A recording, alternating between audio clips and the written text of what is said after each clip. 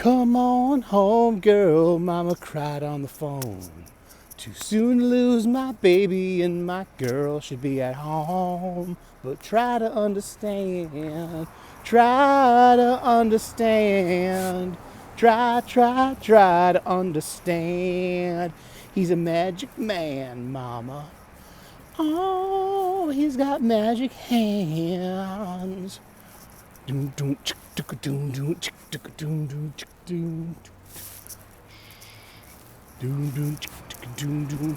Good morning and happy Friday.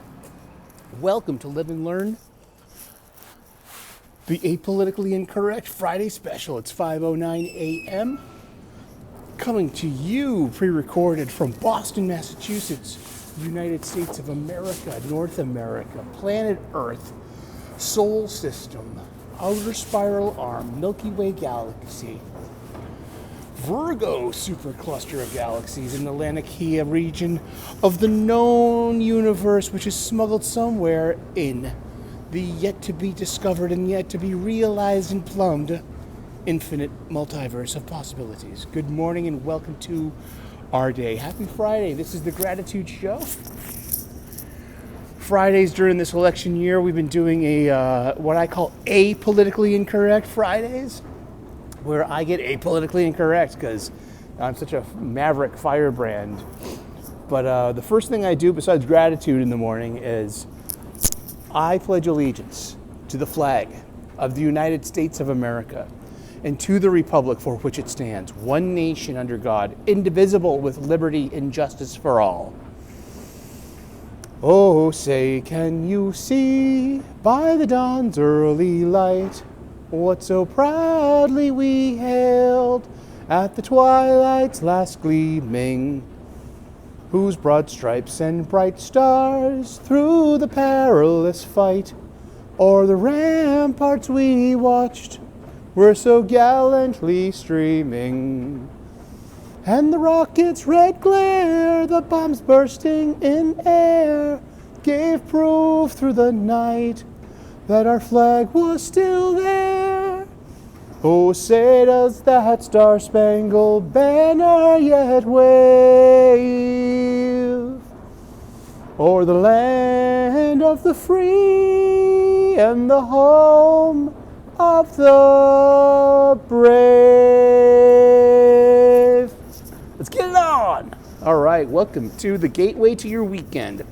The Gratitude List show is something that I do. I've been doing a gratitude list for almost 5 years now, and it's had a dramatic improvement on my life, my day-to-day existence, by using a simple gratitude list. I started with a pen and paper, writing them down every day, and they accumulated. And when my days went sideways, those sideways moments we all have, I would read these old gratitude lists, and it gave me perspective. It had the ability to stop the inertia of those bad thoughts, of my negative self-talk, of my doubt.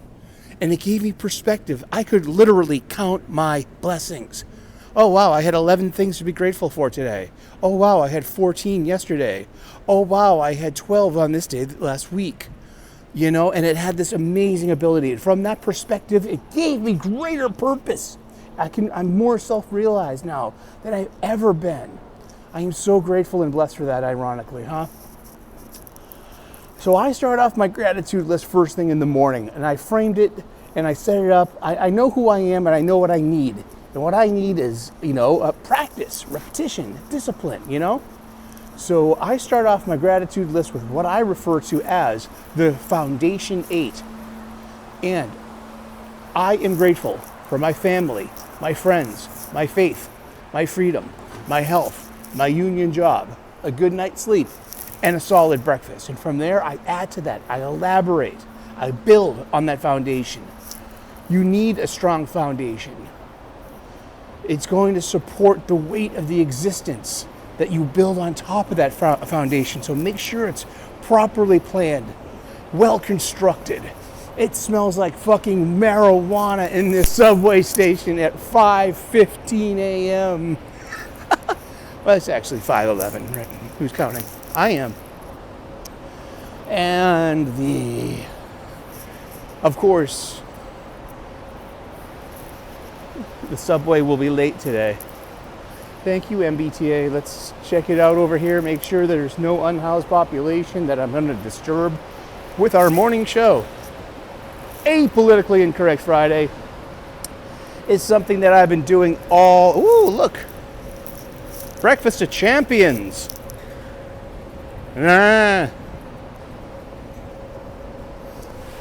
Apolitically Incorrect Friday is something I've been doing this election cycle, this election year.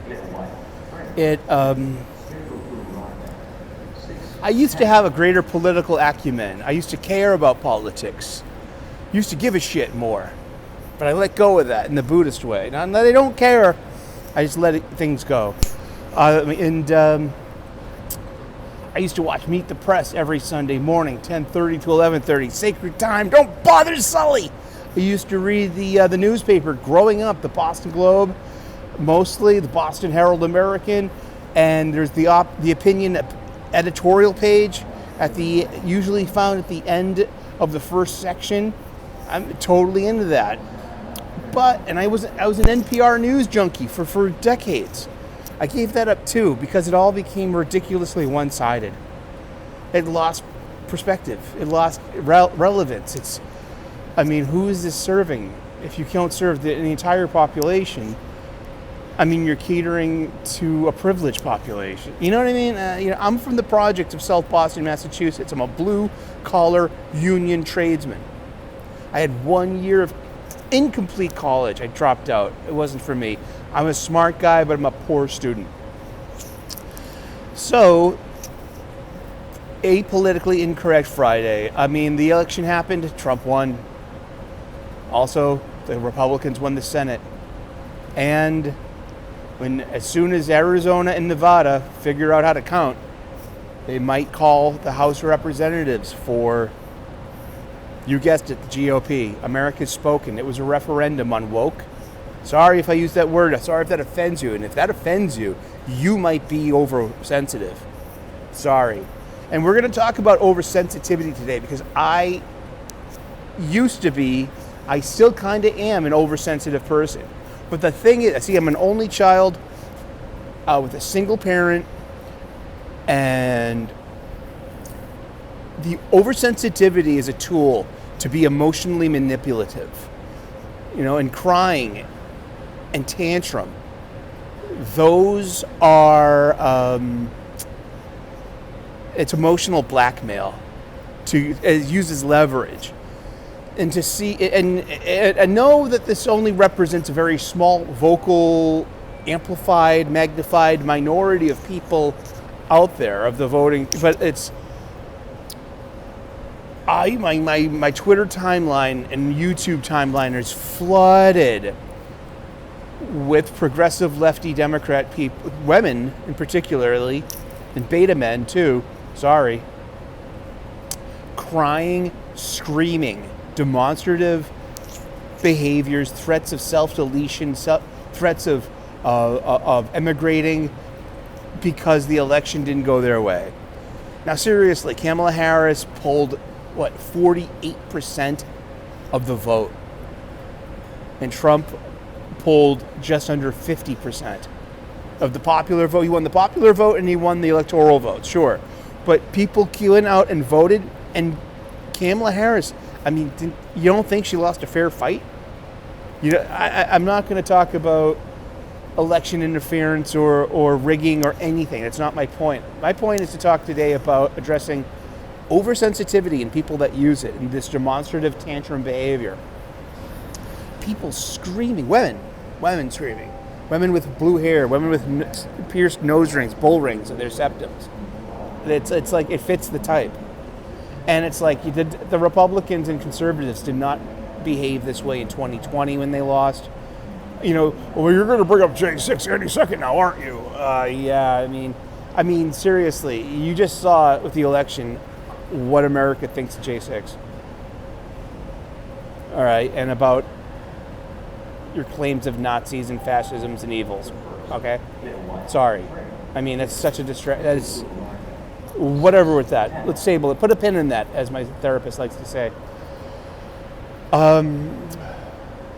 I'm gonna get a little over personal. This is what people do in the internet. They get too personal. They share too much.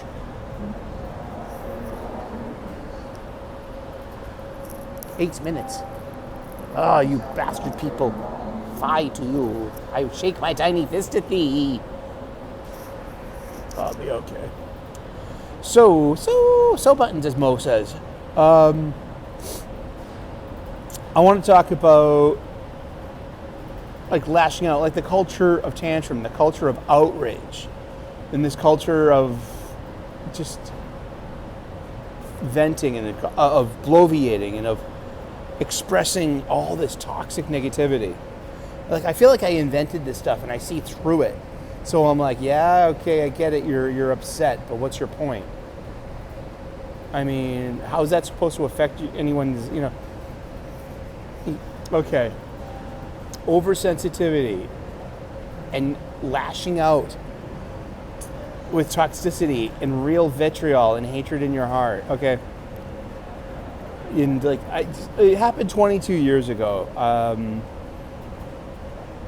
It's one of the, probably the biggest relationship of my adult life. We were together for 5.5 years. We lived together for about 3 of those years or more. And overall, it was a pretty good relationship until the end. And she was a beautiful woman. And I'm cursed with the ability to think about everyone every day. So the one that came before her, the one that came after her, I kind of think about everyone every day in a way. So I'm just cursed with like nagging memories. That's just who I am, though. She left me for someone else, and probably rightfully so, because I was an emotional mess and acting like a beta and being oversensitive and passive aggressive, and too moody. Does this sound like people on the internet? And does this sound like people with nose rings and blue hair screaming because they lost an election? Well, I lost my house, my apartment. I had to move out. I lost, it would be unfair to call that individual the love of my life because that happened 22 years ago. You know what I mean? And, who's the love of my life? I am. I'm the love of my life. The Lord is the love of my life. It would be, that would be just kind of creepy and unfair to say that after so long and stuff. Like, but I became a wicked, toxic, vitriolic, hateful person for years because things didn't go my way. I would scream, I would fit, I would say the worst things imaginable. Private things, intimate things, shameful things. And it's all on me. I'm the one who looks bad because of that. And I'm grateful and blessed in hindsight that I didn't disrupt any of my friendships. My poor friends had to tolerate this behavior out of me. I was like a singularity, a black hole, a negative sun, emitting sunshine, a negative sunshine. I mean, I'm a little embarrassed in hindsight. And, it was a bad breakup. So, but there have been worse breakups for other people I've seen. You know what I mean? So, but it's about the person. It's about oversensitivity, and it's about using your oversensitivity as a weapon. It's about using your vitriol, about using your moodiness as a weapon, as leverage to try to get control over something. So when it comes to the demonstrative people on the internet, the progressive melties, I can understand a bit. You want attention. You want understanding. You want things to go back to the way that they were. This is not the way you wanted things. This isn't what you planned for.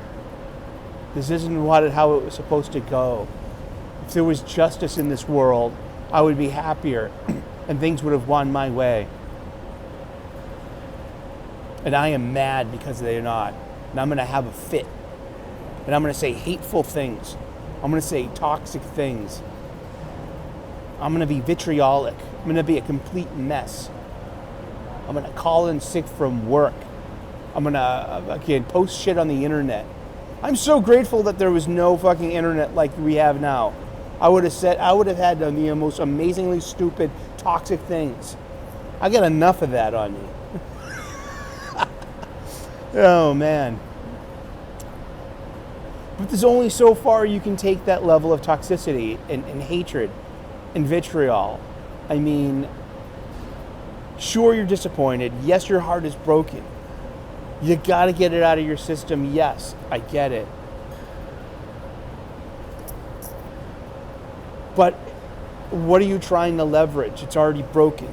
The bell has been rung. You can't unring that bell. You can't put the toothpaste back in the tube. It doesn't work like that. I mean, and these are like, and I was younger then too. So these are, lots of young people that are feeling this way. That they're, I'm scared. Oh no, the Nazis are going to come for me. Oh no, they're going to put a red dress on me. The aunties are going to beat me and maybe, fucking Handmaid's Tale. Wonderful story. I just reread it. I haven't read the Testaments and I won't watch the TV show because, that's an elaboration and an adaptation of something, a magnificent work of science fiction. But this post-election, and yeah, people on the righties, they are gloating. And they are happy. And you don't have to be happy for them. Like, was I happy that this person ended up marrying the person they left me for? I don't know about their happily ever after. I don't care. I don't need to. I know those details. I wish. I hope you're happy. Yeah, sure, why not? But these young people. Oh, I feel like such an old man now. I mean, the level of demonstrative, just brokenheartedness. It's like you lost an election. This was a problem. This was This could be inevitable in the probability amplitude of things.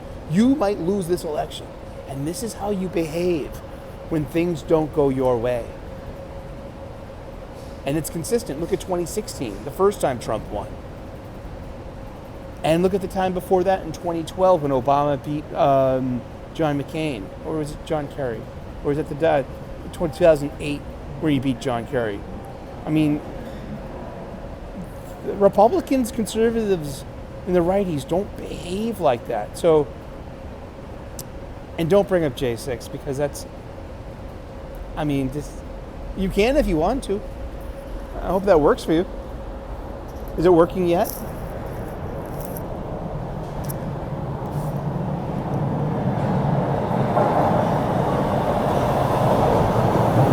You're late. You're late.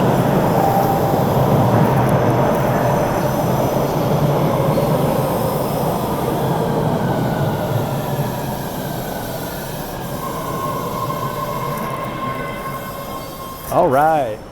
Let's ride the rails. Let's do it. Ah, goody. My favorite background, the subway system app. But yeah, so there's this outpouring of just, and look at like late night TV talk show hosts, the same people that were pushing the vaccines, and they're all bleeding heart, like Jimmy Kimmel and Stephen Colbert. It's like, where's your impartiality? You don't have it. Next stop. You're abusing your platform, aren't you? And look at ABC's daytime show, The View. Literally hysterical. Histrionics. And I mean that literally. Hyster as in women stuff. And all this female emotionality out there, just blithering, blubbering, crying, chest beating, hair pulling, threats of self-deletion. And you want to be in charge of the shit? You want to run the free world and you behave like this when you don't get your way? How childish. How Jejun. How puerile. How inappropriate. But I can understand because I've been there. And I have behaved like this. But to what end? What did it get me? What leverage did it cause? Did it fix anything? Did it make me feel better?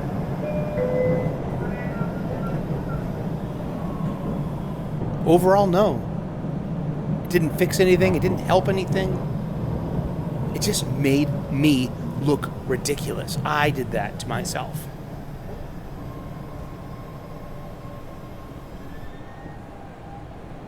I became toxic. And I have to live with that, I guess, and own it. But at least I can. The destination of this train was Broadway. There was a probability that you would lose this election. And just the level of just sheer emotional mess. And you wanted to be in charge. Next stop, Harvard Square.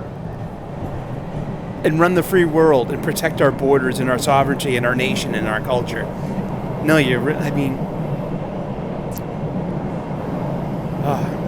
I'm grateful and blessed for this hindsight. I am grateful and blessed that I came out on the other end. I'm grateful and blessed that I did not do anything stupid, like beat anyone up or resort to violence, because I had thoughts of that. I'm so grateful and blessed that I did not harm myself more than I did. Besides over drinking, I drank myself into a stupor for years. I crawled into a bottle. I'm so grateful and blessed that I did not self-delete over that individual in that circumstance. That would have been a wasted life. That would have been a waste of a life. These poor people out there who have self-deleted because of this election. It's out there. It's happened. Oh my gosh. God have mercy on your souls. God bless you, and I'm sorry that you chose that. I am grateful and blessed, and I have purpose, and I have perspective.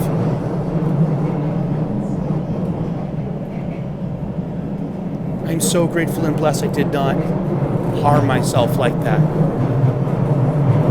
I am so grateful and blessed that we didn't have this internet back then, this level of internet, where every shameful, harmful, toxic, vitriolic remark I made would be documented. And some shadow, smudge, and echo, was forever on the internet. As they say, the internet's forever.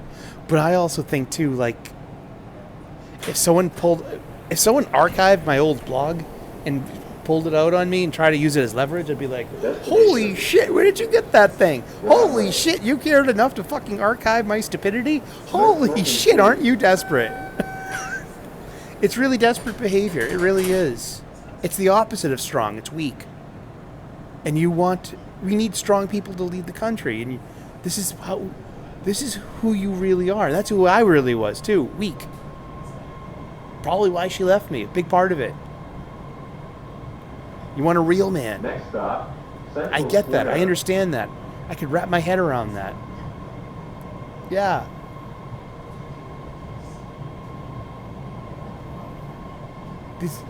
You don't have a culture of forgiveness. Lefty progressives, you don't. You lack Jesus in your heart.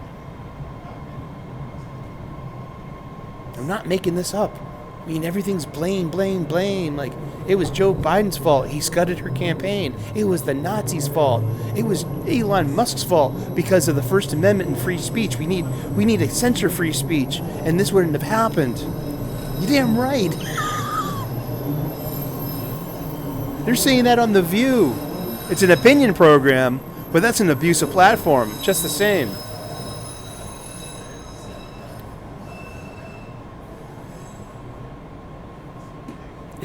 Hopefully this is going to be a time for moderation, a time for moderates, a time for the middle, a time for rural America, suburban America, and working class people to do what the lefties wanted, to rise up and to band together and be strong together. But this is America. We love our freedoms. We are not Europe. Socialism is a European idea. The American Revolution was the first American idea. The Constitution is not the Magna Carta.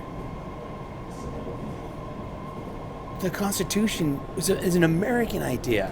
Freedom of speech, freedom of religion, freedom to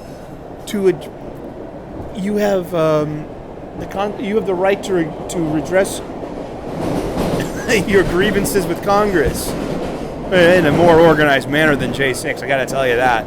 I mean, but this is America, home of the free, land of the brave. I'm very proud and privileged and lucky to be born in this life, in this America, in this age, in the future, where there's so many wonderful things, like public transportation, subway cars, iPhones, the internet. I'm so blessed and grateful for all of this stuff. This world of conveniences. And people still kill and die to get into this country.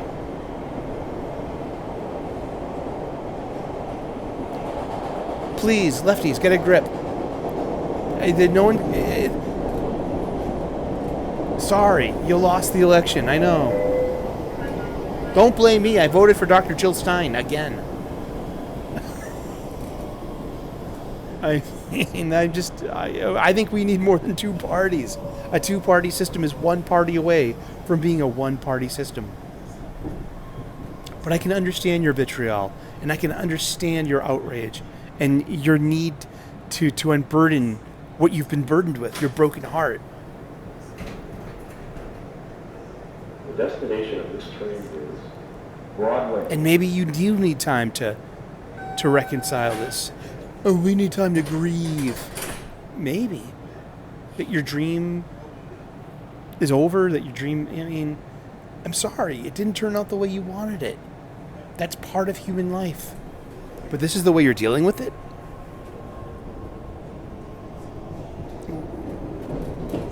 Do you think that people are just going to cow to your tantrum now? No, people aren't.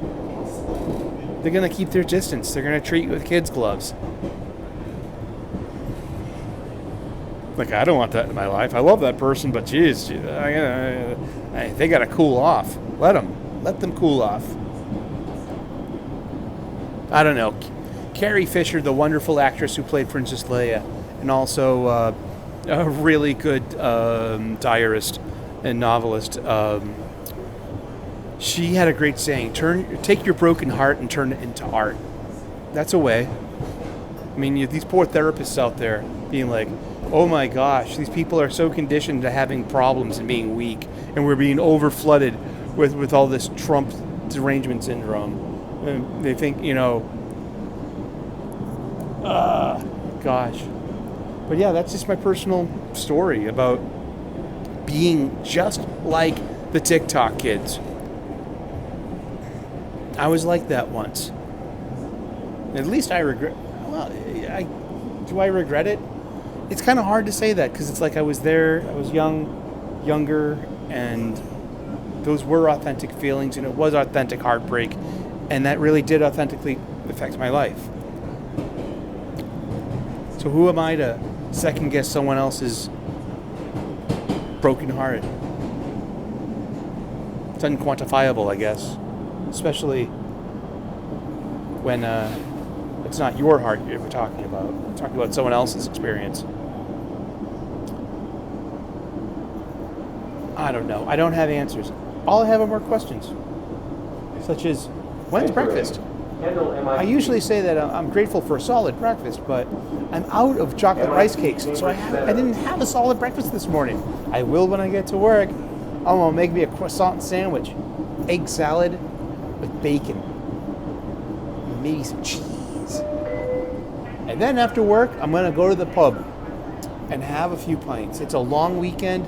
It's Memorial Day weekend. I'm blessed and grateful for all the soldiers that gave their lives for freedom, for us to be here right now talking about this. It's Remembrance Day in Europe, the end of World War I, the Treaty of Versailles, November 11th, 1918. It's why Brits and Canadians wear that little red poppy flower. They take that shit very seriously. They still do. After almost 110 years, you know? And,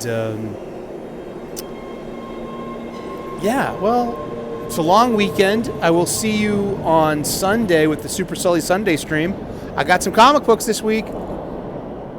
We got fresh funny books. Hot off the presses. I don't know.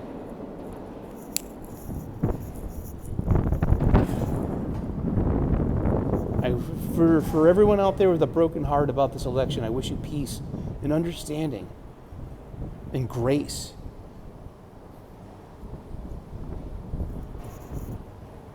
I don't know, that's about it, you know. I understand you have a broken heart. I've been there.